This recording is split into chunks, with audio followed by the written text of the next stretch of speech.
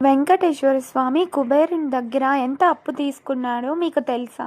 ఆదివరాహ క్షేత్రంలో అశ్వత్థ వృక్షం కింద పరమశివుడు మన దగ్గర డబ్బు లేకపోయినా పర్లేదు, నాకు బాగా డబ్బు కలిగి ఉన్న కుబేరుడు అన్న స్నేహితుడు ఉన్నాడు, ఆయన్ను పిలిచి నీకు డబ్బు అప్పు ఇవ్వమని చెప్తాను.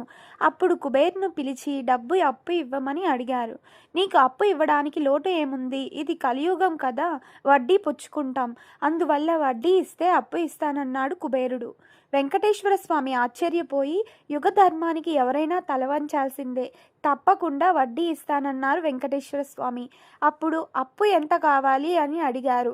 రుణగ్రహి శ్రీనివాస, రుణదాత ధనేశ్వర అని ప్రామిసరీ నోటు రాశారు.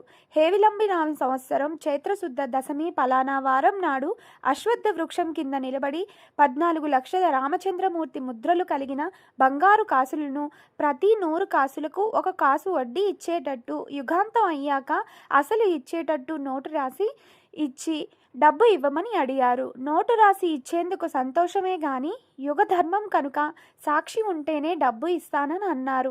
అప్పుడు చతుర్ముఖ బ్రహ్మ సాక్షి సంతకం పెట్టారు. అయితే ఒక్కరైతే కాదు, ఇంకొకరు కావాలి అన్నారు కుబేరుడు. అప్పుడు వెంకటేశ్వర స్వామి పరమేశ్వరు దగ్గరకు వెళ్ళి సంతకం పెట్టమన్నారు. అప్పుడు శివుడు సాక్షి సంతకం పెట్టారు. అప్పుడు కుబేరుడు, 3 సంతకం పెడితే బాగుంటుంది కదా అంటారు. అప్పుడు ఎవరు పెడతారు అని కుబేరుడు తలపైకి ఎత్తి చూస్తారు. అయితే అశ్వత్థ వృక్షం నేను పెడతాను ప్రభు అని వృక్షం కూడా సంతకం పెట్టింది. అలా 3 సాక్షి సంతకాలు పెట్టాక అప్పుడు అప్పు ఇచ్చాడు కుబేరుడు. అందుకే మనం ఎలాంటి అప్పు తీసుకున్నా, భూములు కొన్నా 3 సాక్షి సంతకాలు ఉండాలి అంటారు. అప్పటి నుంచే ఈ నియమం ఉంది.